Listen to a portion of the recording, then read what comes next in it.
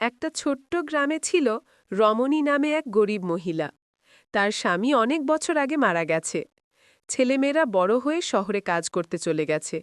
গ্রামে সে একাই থাকে, ঝুপড়ি ঘরে, ভাঙা চৌকিতে শুয়ে কাটে তার দিন। প্রতিদিন সন্ধে নামলেই রমণী এক প্রদীপ জ্বালায়। প্রদীপটা তার স্বামীর পুরনো স্মৃতি। তার বিশ্বাস, প্রদীপ জ্বললে ঘরে আলো আসে, আর স্বামীর আশীর্বাদও সাথে থাকে। একদিন গ্রামের লোকেরা খেয়াল করল রমণী খুব অসুস্থ। কারো কাছে বলতেও পারেনি। তবু সে কষ্ট করে প্রতিদিন সন্ধ্যায় প্রদীপটা জ্বালায়। এক রাতে ভয়ঙ্কর ঝড় শুরু হল। বাতাসে ছিঁড়ে গেল ঘরের ছাউনি, বৃষ্টি ঢুকে গেল ভেতরে। সবাই ভেবেছিল আজ রমণী বাঁচবে না। কিন্তু আশ্চর্য, ভোরে দেখা গেল ঝড়ে পুরো গ্রাম অন্ধকারে ভেঙে গেছে, অথচ রমণীর ঘরের প্রদীপটা এখনো জ্বলছে।